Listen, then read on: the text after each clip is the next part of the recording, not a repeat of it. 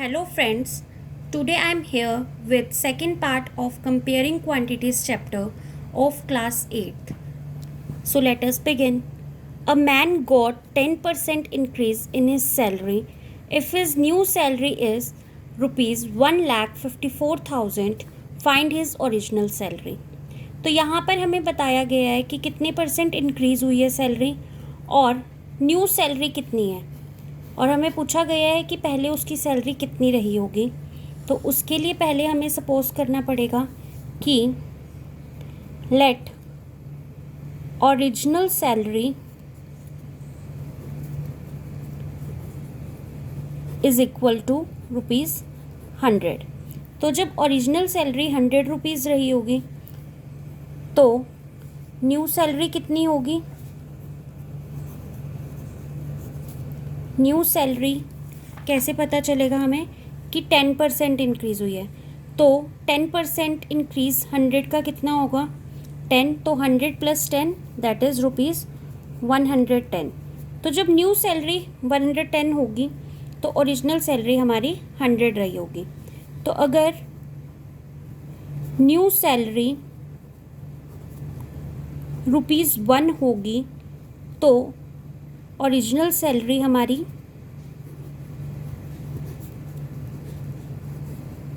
Salary हमारी कितनी रही होगी, जितनी हमने सपोज की है 100 और जितनी पहले 100 के कंपैरिजन में सैलरी आई है 100 डिवाइड बाय 110, ये हमारी ओरिजिनल रही होगी। तो अब हम इतना होने के बाद जब हमारे पास ओरिजिनल सैलरी ₹1 के कंपैरिजन में आ गई है तो अब हम निकालेंगे अपनी ओरिजिनल सैलरी जब हमारी न्यू सैलरी ₹1,54,000 होगी। जब न्यू सैलरी ₹1,54,000 है तो ओरिजिनल सैलरी कितनी होगी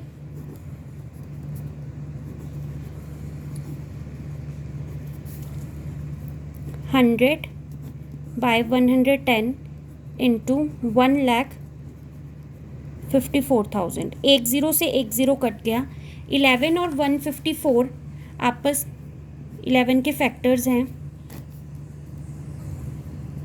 1400 into 100 that is ₹1,40,000।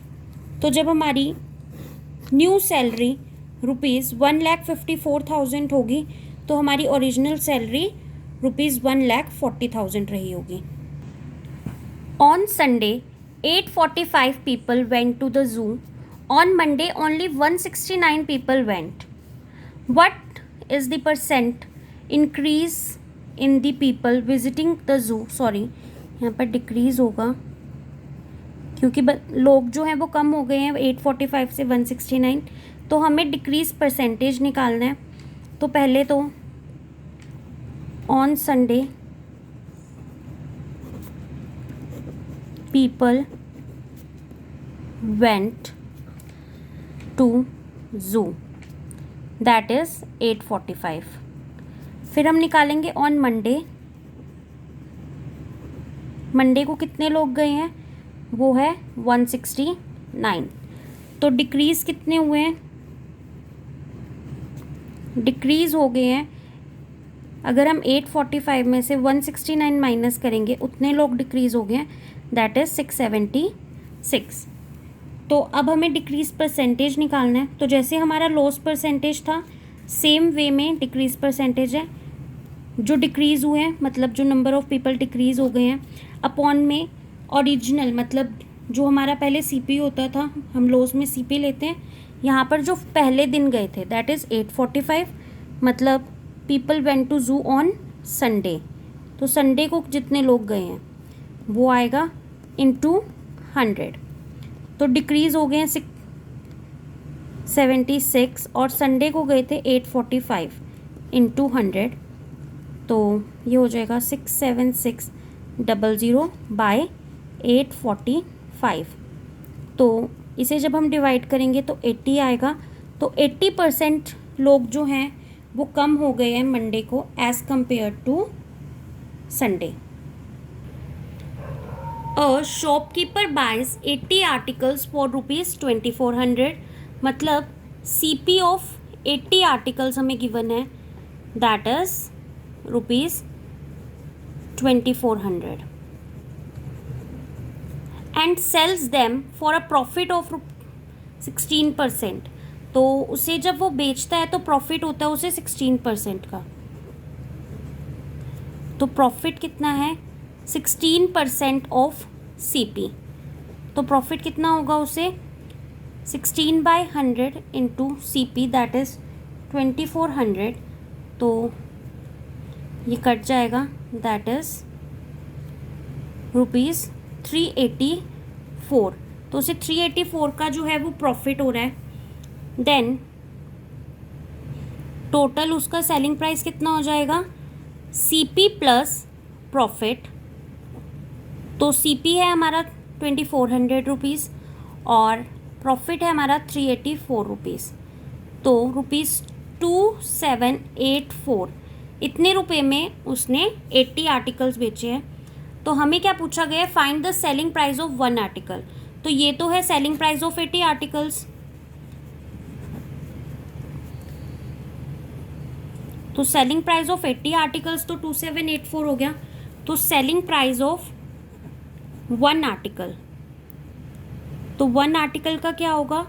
Selling price of 80 articles को हम 1 आर्टिकल से डिवाइड कर देंगे।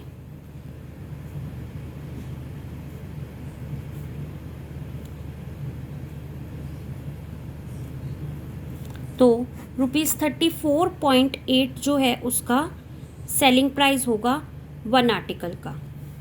The cost of an article is ₹15,500।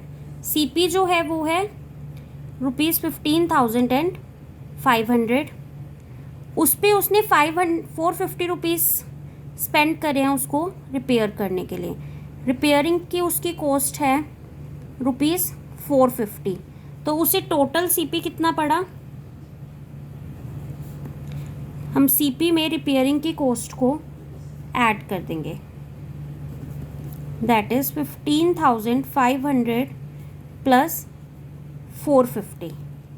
तो जब हम इसे ऐड करेंगे तो आ जाएगा 15,950। तो ये हो गया हमारी अब टोटल CP।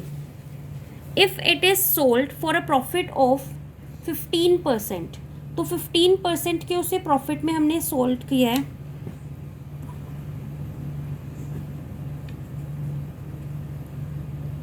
प्रॉफिट हो गया हमें 15% का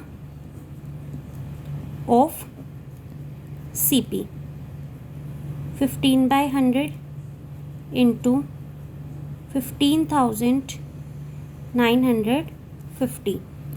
तो 10 से 10 कैंसिल हो गया। इसे जब हम मल्टीप्लाई करेंगे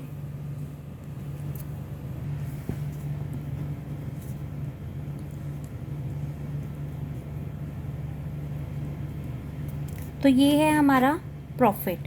तो सेलिंग प्राइस कितना होगा? Selling price is equal to CP plus profit, जो कि हमने लास्ट वीडियोस में भी किया ये फॉर्मूला। CP था हमारा 15,950 और हमारा प्रॉफिट है 2392.5 का। तो हमारा सेलिंग प्राइस हो जाएगा 18,342.5 का। सो आई होप आपको ये टॉपिक क्लियर हो गया होगा। Thank you for watching.